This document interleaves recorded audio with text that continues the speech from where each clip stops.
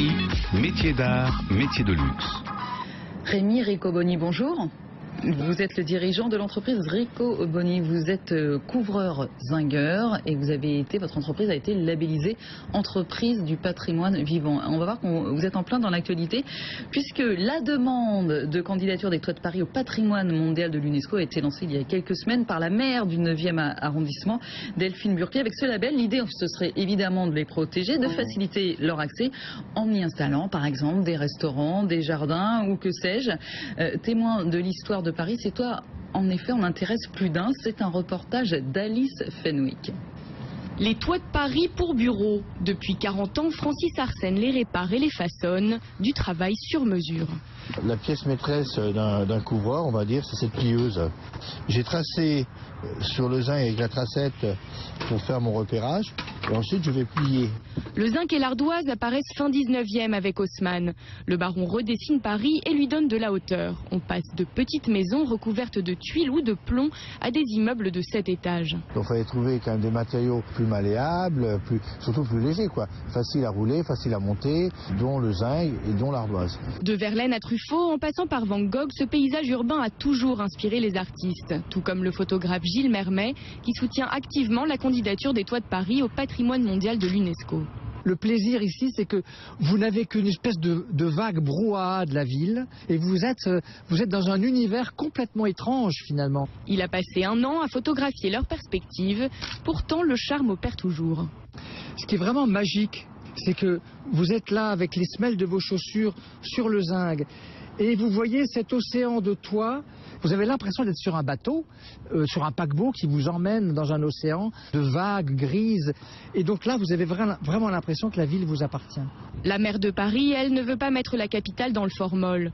Le dossier de candidature au patrimoine mondial est entre les mains du ministère de la Culture qui donnera le dernier mot. En attendant, les amoureux des hauteurs peuvent profiter des 70 km² de toiture en toute tranquillité.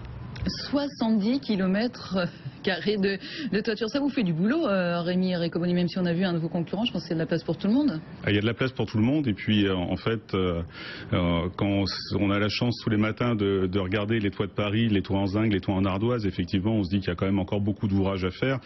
Et malheureusement, alors heureusement pour le business, mais malheureusement pour nous, c'est le savoir-faire. Il y a beaucoup moins de couvreurs qu'il y avait il y a encore 40 ans. Donc effectivement, le nombre de couvertures reste, mais le nombre de couvreurs diminue. Et ça, c'est dramatique pour notre métier. Et vous pensez, vous seriez pour, vous, ce classement? Ça serait un moyen, justement, de redorer un peu le blason, peut-être, de votre métier? Alors effectivement, l'avantage, on a des toits magnifiques, on a un vrai savoir-faire en France au niveau de la couverture qui est dans le milieu professionnel est réputé mondialement. Et le fait d'avoir un classement à l'UNESCO des Toits de Paris permettrait en fait de valoriser nos petites mains et notre travail au quotidien sur cette fabuleuse aventure des Toits de Paris. Maintenant,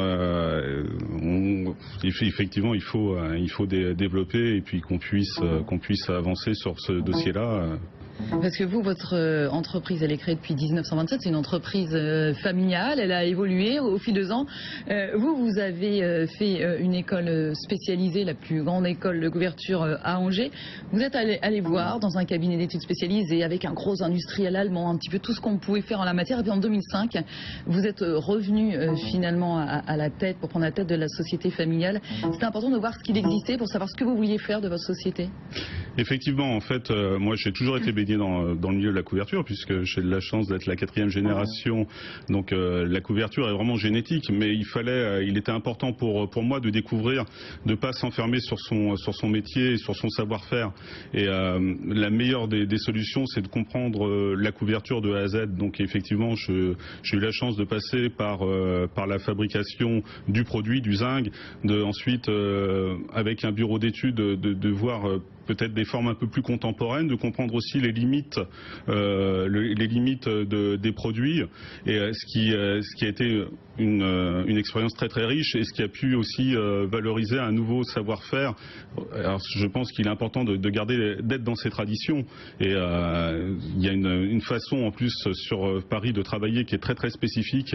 C'est-à-dire comme on l'a vu sur le sujet, nous on a pu voir des plieuses, une petite plieuse, une plieuse qui s'appelle une une plieuse parisienne, mais elle porte bien son nom. Aujourd'hui, il n'y a que sur Paris qu'on utilise ce type de matériel. Et ça, c'est un savoir-faire qui est vraiment parisien. Qui est vraiment spécifique. Alors justement, c'est quoi le savoir-faire? Donc vous avez 16 employés, je crois, une quinzaine de personnes qui travaillent avec vous dans le 20e depuis le départ de l'histoire de la société. Il faut maîtriser, vous disiez, c'est du zinc d'abord, donc c'est... J'imagine un savoir-faire, c'est physique, ce métier-là. Alors, on a un métier qui est très riche, puisqu'il est à la fois physique, très technique, puisqu'on part d'une feuille de zinc qui est plate, on part ensuite par du traçage, par du pliage, par du soudage, et on a aussi l'avantage d'être multimatériaux, c'est-à-dire que non seulement on travaille le métal avec le zinc, le cuivre, le plomb sur Paris, mais aussi bien sûr il y a quand même sur les bâtiments haussmanniens, sur les parties les plus visibles qui sont les brésilles, qui sont en ardoise. Donc on a la chance de travailler la pierre, le métal, aussi la terre cuite avec la tuile.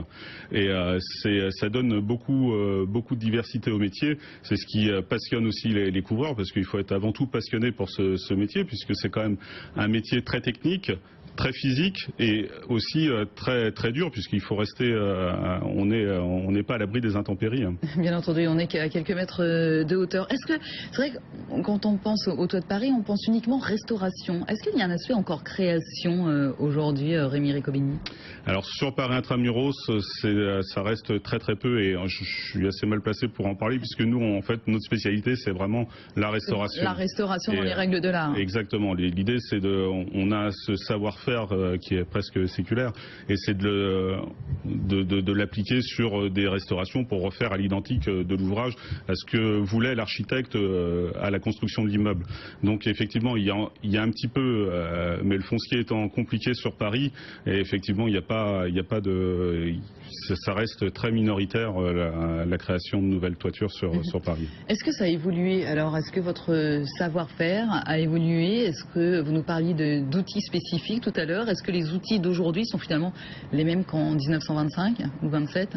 Alors, effectivement, ce qui est assez amusant à voir, c'est que dans l'atelier, on a encore des outils de mon arrière-grand-père, et qu'on pourrait très bien utiliser aujourd'hui. Alors, aujourd'hui, effectivement, ça a évolué. On avait des outils en bois qui sont devenus maintenant en aluminium, mais la base reste la même. Sur le métier, un couvreur qui a travaillé en 1927 ne serait quasiment pas perdu avec notre outillage, si ce n'est après des outillages pour la manutention, pour faciliter la pose des produits, et l'outillage aussi électroportatif, effectivement, qui n'existait pas et qui a bien avantagé notre métier. Alors justement, pour terminer, pour quelle raison vous a attribué le label Entreprise du patrimoine vivant? Vous êtes les seuls dans votre métier sur Paris.